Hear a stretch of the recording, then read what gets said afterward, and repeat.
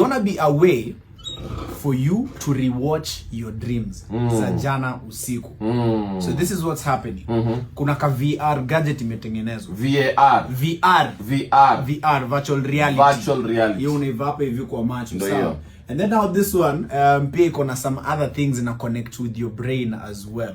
So, so umeziva hapa kama goggles, you know how VR works? Inakujanga kwa kichwa yote, right? So, you sleep with it and it records your entire dream. So that in the morning, unaweza kumbuka, or not rather hata kumbuka, utawatch your entire dream uone ilianzaje, ulifanya nini, uliona nani na nani.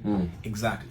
So, msupo wako hata akienda kudanganya ati babe, you know I dreamt with you last night. Na lo! Mvanishi hiyo kitu live and in action. Tuone kama ukweli aliota na wewe ama ni jaba. Ama aliota tu na John Cena alafu anakuja kudanganya.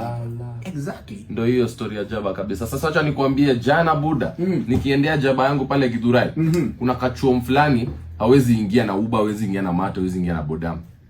So hiyo chuo unahitaji upandishwe na ambulance. Umenipata? Kwa nini ambulance? So acha nikupatie mtara.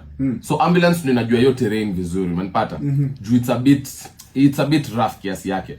So hii ambulance yenye nilikuwa jana, unfortunately kulikuwa na msemo mwenye alikuwa amenyuria, umenipata? So alikuwa hapo nyuma na sasa sisi tunabebwa tuende kwa plug wa jaba. Tuko wengi, inakuwa kitu cha kawaida hapo Gikomba, umenipata? So hapo tuko njia tukienda, sio kumbuka msemo alikuwa amenyuria. Kuna pothole fulani hapo hatari buda. Tulienda tutata. Uskili kwa deadly hadi jamaa alirudi uhai. Umenipata? The only person you know who has ever resurrected was Jesus. Oh, ulikuwa hapo na Yesu. Was Jesus. But now you're going to tell us that a pothole in Githurai ndio hiyo made someone resurrect yesterday.